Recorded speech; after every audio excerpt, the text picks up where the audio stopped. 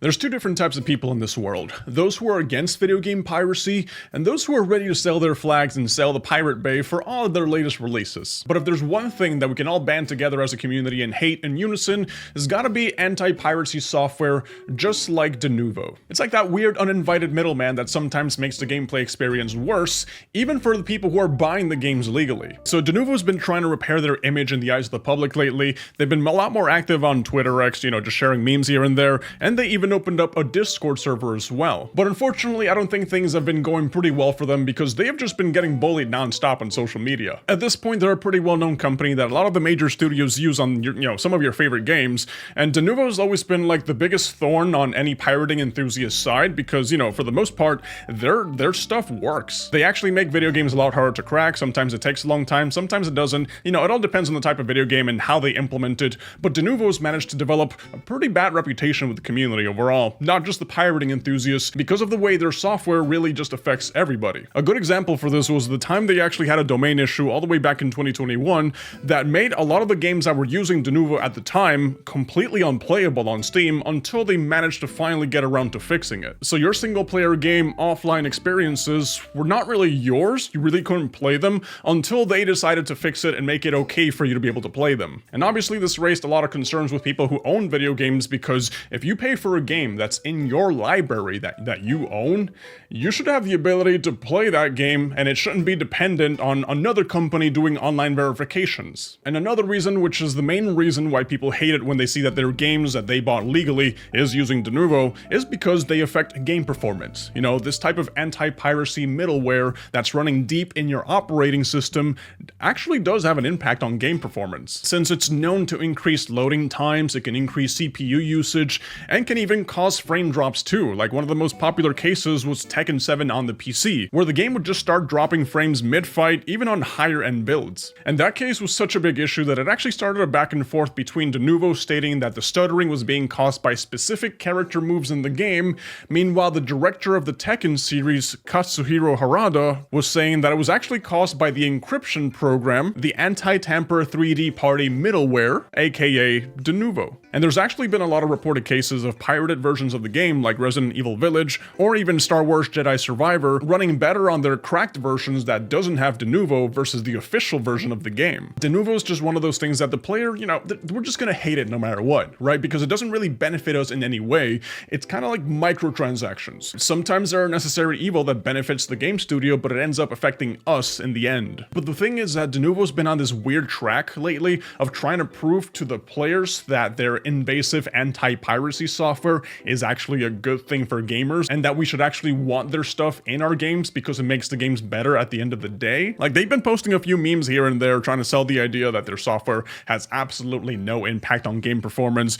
Life is all about the simple pleasures, blaming denuvo for my slow PC, and then just getting community noted right away. Denuvo significantly slows down software performance regardless of the PC's specs. So yeah, they've just been getting clowned on social media non-stop. Like, I can't help but feel a little bad for whatever intern's in charge of all the social media pages, because we end up with masterpiece comments like this, but in their efforts to try to fix their brand image, because there's people who will even go as far as canceling pre-orders of a game and refusing to play anything that has denuvo in them, well, in their efforts, they decided to try to open up a Discord server, right? Because they thought it would be a great idea to interact with their fans. I don't exactly know why they think they have fans in the first place, but yeah, they're here to answer all your questions about anti-piracy. And of course, things went as bad as you would expect, since the Discord server got flooded with hate messages, people just hoping the company goes bankrupt, and it got to the point where denuvo had to freeze the server just 2 days after it launched, because they could just not keep up with the 2,000 people that joined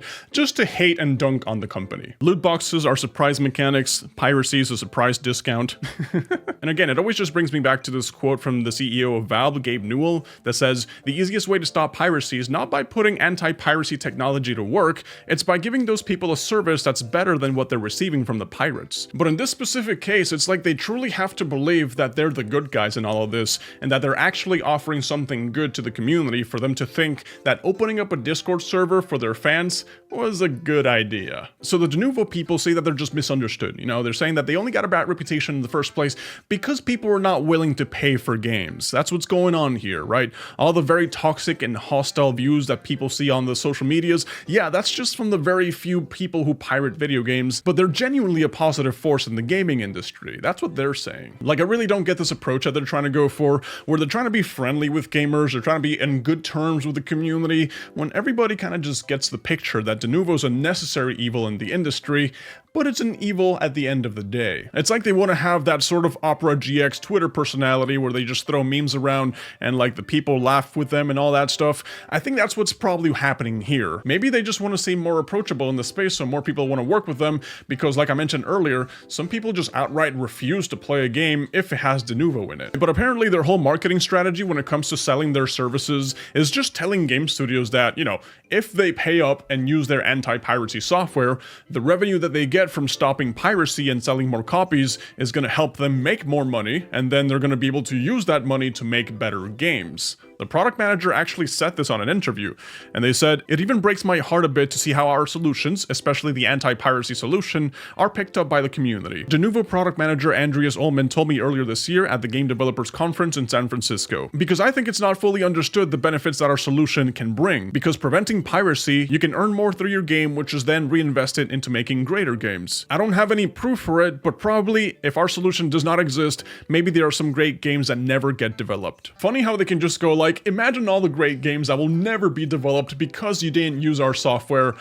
Also, the evidence is, trust me bro, just trust me. Now, it's from my understanding that the majority of people who pirate video games weren't planning on buying those video games in the first place, so the fact that you're able to stop them from being able to crack the game earlier doesn't automatically mean that they're going to suddenly give up their life of piracy and start video games like the normal people. That's unfortunately just not the way it works. What actually does end up happening is that the studio that's using denuvo to release a game still ends up having to spend thousands of dollars anyways, because denuvo's not a free service. You know, they're not out here doing this for the greater good. They're just trying to send the message to the studios that if you're gonna lose money on piracy, why not lose money on anti-piracy instead? Like, I can't really confirm if this post from Pirate Nation is actually legit or not, but according to this, denuvo can charge as much as $25,000 per month for their services, plus an extra 5 cents per month per install, which if your game ends up having millions of downloads, that can easily hike up the numbers to like ridiculous amounts, you know, for a monthly service that you're paying. And if that really is true, then that's just so much money that goes down the drain that it makes you wonder if it's like even worth implementing at all. But yeah, overall, I think that denuvo trying to sell its services is more of a case of don't lose money on them, lose money on me kind of situation. It's not the perfect solution either, because some games do come out with denuvo that still end up getting cracked pretty quickly, you know, but I just think it's hilarious to see how they must really believe that they have a couple of dedicated fans out there who love and support them, and that their Discord server isn't going to be filled up with memes and trolls and haters at the end of the day, you know? But yeah, that's all I really wanted to talk about with you guys, so yeah, thank you guys for watching.